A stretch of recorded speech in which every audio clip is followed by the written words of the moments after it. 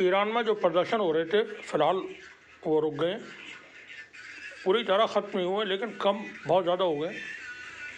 Internet भी वहाँ शुरू किया गया है। ईरान की जो न्यूज़ वेबसाइट हैं, पोर्टल हैं, वो अब काम कर रहे हैं। हालात नॉर्मल होते जा रहे हैं और वहाँ गिरफ्तारियाँ भी बहुत बड़े पैमाने पर की गई हैं लोगों की जो प्रदर्शन में आगजनी में शामिल थे।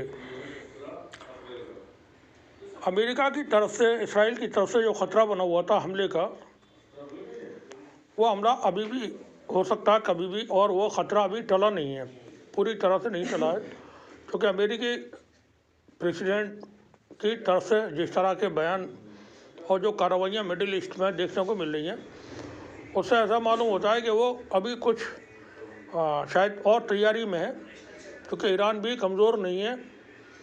और ईरान के साथ अगर वो कार्रवाई करते हैं तो रूस का देख रहे हैं बहुत लंबे वक्त से रूस और यूक्रेन चौथा साल चल रहा है और 24 फरवरी 2026 को 4 साल पूरे हो जाएंगे। रूस यूक्रेन की जंग को लंबी जंग चल रही है। वहाँ लाखों लाख लोग दोनों तरफ से मारे जा चुके हैं, बाहरी तबाही हुई है। अमेरिका यहाँ कोई लंबी जंग में नहीं फंसना चाहता है। वो इसराइल को हैप्पी करने के लिए कोई कार्रवाई करना चाहता है ईरान के ऊपर, और चूँकि जिस तरह की धमकियाँ दी हैं तो वहाँ थोड़ा सा वो दिखाने के लिए दुनिया को कि मैंने ईरान को सबक सिखा दिया फिर से। अब प्रॉब्लम अमेरिका के साथ है कि अगर ये जंग लंबी हुई 4-5 दिन से ज़्यादा, महीने, 2 महीने, 6 महीने तक अगर खिंच गई तो अमेरिका को बहुत परेशानी होगी। और इसराइल जो ईरान के पास वेपन्स हैं, मिसाइल्स हैं, बैलिस्टिक मिसाइल हैं, उनका मुकाबला नहीं कर सकेगा। और ड्रोन उसकी बहुत बड़ी ताकत है। साथ में नेवी के जो बोट्स हैं, ईरान के पास सबमरीन वगैरह नहीं है, एयर पावर उसके पास नहीं है। हवाई जहाज़ बहुत पुराने हैं, सन 1968-67 उस वक्त के और उससे ही पुराने। तो एयर पावर नहीं है ईरान के पास। नेवी उसकी तगड़ी है, साथ ही इन्फेंट्री तगड़ी है, और फिर मिसाइल का जो स्टॉक है वो बहुत भारी है। वहीं ईरान को चाइना और रशिया की तरफ से टेक्नोलॉजिकल जो हेल्प है वो पहुंच चुकी है और मिल रही होगी और मिलती रहेगी, क्योंकि ईरान रूस और चीन के लिए बहुत इम्पोर्टेंट है। अगर ईरान में तख्ता पलट हो जाता है, ख़मैनी की हुकूमत चली जाती है, कोई और वहाँ किसी तरह से निज़ाम बदल करके कोई और बैठा दिया जाता है हुकूमत में, तो चीन को और रूस को बहुत नुकसान होगा।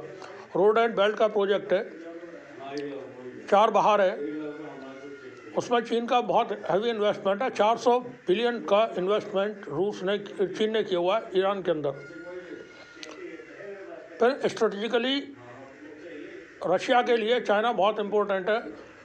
यूक्रेन की जंग में मिसाइल और ड्रोन रूस को ईरान की तरफ से मुसलसल सप्लाई होते रहे।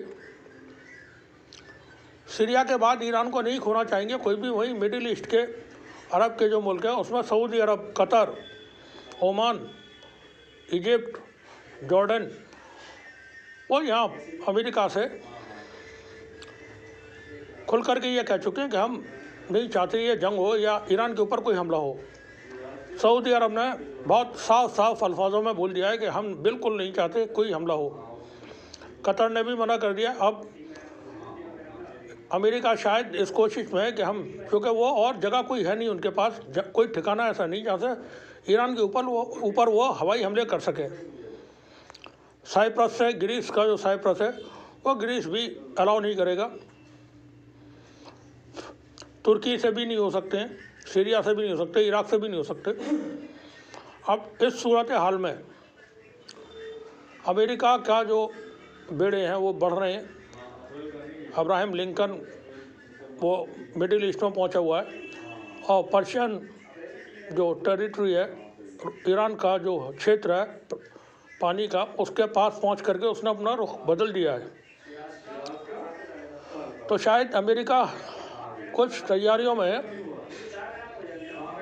और यह भी मुमकिन है कि कोई हमला ना भी हो। क्योंकि नेगोशिएशंस चलते रहते हैं। जानकारी के मुताबिक ओमान और स्विट्ज़रलैंड में बैकडोर चैनल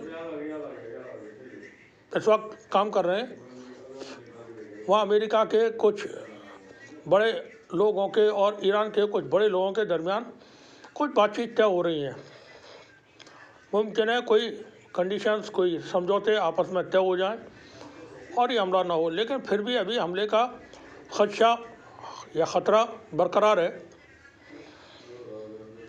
वही ईरान के सर्वोच्च नेता आयतुल्लाह अली ख़amenei ने पूरी तरह से अमेरिकी प्रेसिडेंट को कातिल करार दिया। उन्होंने कहा जो लोग मारे गए ईरान में वो अमेरिका की वजह से मारे गए, इसराइल की वजह से मारे गए और इन्होंने हथियार दिए। हथियार किस तरह से पहुँचाए उसमें हमने नीचे आप डिस्क्रिप्शन में देखेंगे एरिक प्रिंस पूरी स्टोरी की थी। एरिक प्रिंस को इस्तेमाल किया जा रहा है। एरिक प्रिंस इस वक्त यूएई में मौजूद है, अबू धाबी जिसको कहते हैं, वहाँ मौजूद है वो। ये दुनिया का बहुत बड़ा टेररिस्ट है एरिक प्रिंस। ब्लैक वाटर्स इसकी संस्था है।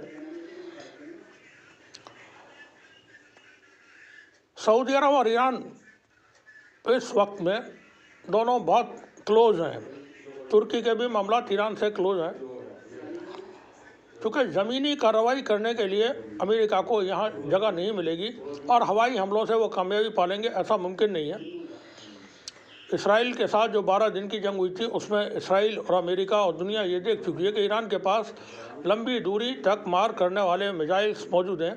वहीं अभी ईरान ने एक हालिया वक्त में एक दिन पहले एक इंटरकॉन्टिनेंटल बैलिस्टिक मिसाइल का परीक्षण किया है। उसकी जो रेंज है वो 12,000 किलोमीटर बताई जाती है।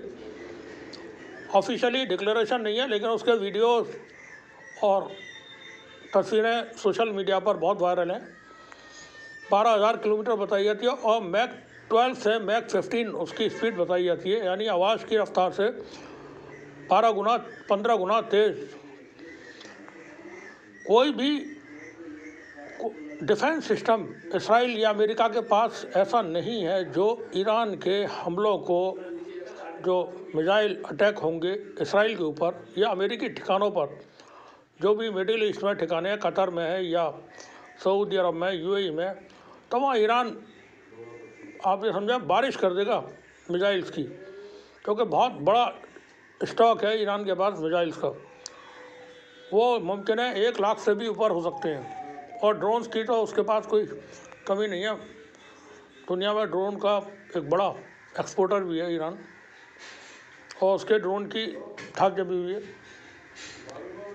तो हालात अभी ज़्यादा अच्छे नहीं हैं मिडिल ईस्ट में। ट्रम्प ने इस वक्त पूरी दुनिया में इस तरह के काम किए हैं कि वो दहशत पैदा कर दी है उसने। दुनिया के मुल्क डरे हुए हैं, बड़े बड़े जो अपने आप को तुरम खान समझते हैं, विश्वगुरु समझते हैं, और थर एक तरह से कांप रहे हैं।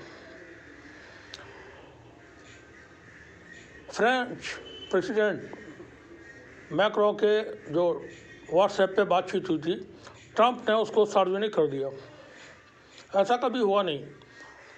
हमारे यहाँ के जो विश्वगुरु हैं उनकी बहुत सारी बातचीत, चूँकि सबसे क्लोज वही थे, my dear friend Donald Trump, अब की बात ट्रंप सरकार। तो माई डियर डोनाल्ड ट्रंप के पास इनके भी व्हाट्सएप मैसेजेस हो सकते हैं। सिंदूर ऑपरेशन के दरमियान जो बातचीत हुई है उसके भी हो सकते हैं, मार्को रूबियो से या किसी और से। ट्रंप ने बहुत दहशत कायम की हुई है। यूरोप के मुल्कों में ग्रीनलैंड को जो ट्रंप लेना चाहते हैं उसको लेकर के यूरोप के मुल्क परेशान हैं। भारी टेंशन वहाँ भी है। यूक्रेन और रूस की जंग चली रही है अभी, उसमें भी वो पूरी तरह से